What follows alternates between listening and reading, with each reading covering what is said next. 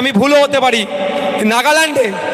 নাগাল্যান্ডে তারা কুকুরকেও তাদের খাদ্য হিসাবে তারা গ্রহণ করে, সে তাদের ব্যাপার, কে কি খাবে কে পড়বে এটাই সংবিধান, আমি সেখানে বিতর্কে যাব না। কিন্তু দেখবেন যখন তারা শিকার করে কুকুরটিকে কাছে ডেকে না মাথায় হাত বুলোয়।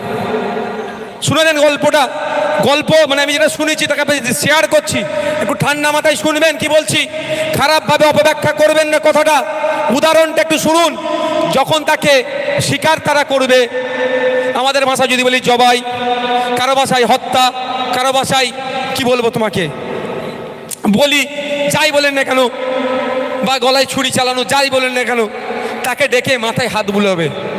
দেখবেন কুকুরের একটা স্বভাব খুব ভালো লাগে, মাথায় যখন হাত বাড়াবে অন্য আইজ লাড়াতে শুরু করে দেবে, করে না? তো ওই সময় রড গরম হয়, লম্বা রড গরম হয়, ও মাথায় হাত বুলাবে, পেছন দিক থেকে এসে যখন শিকারের সময় হয়ে যাবে, রড যখন সঠিকভাবে গরম হয়ে যাবে, পেছন দিক থেকে এসে ওকে শিকারের জন্য পুরো ঢুকিয়ে দিয়ে ওকে শিকার করে নেবে। তো আমি আপনাদের বলছি এটা খারাপভাবে নেবেন না।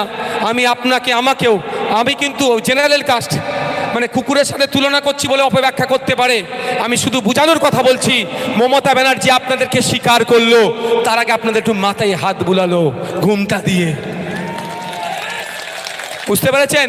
এখন যে জায়গায় পাইয়ে দিয়েছে, রাস্তায় নামা ছাড়া গণতান্ত্রিক প্রক্রিয়ায় লড়াই করা ছাড়া আর ফেরত পাবেন না।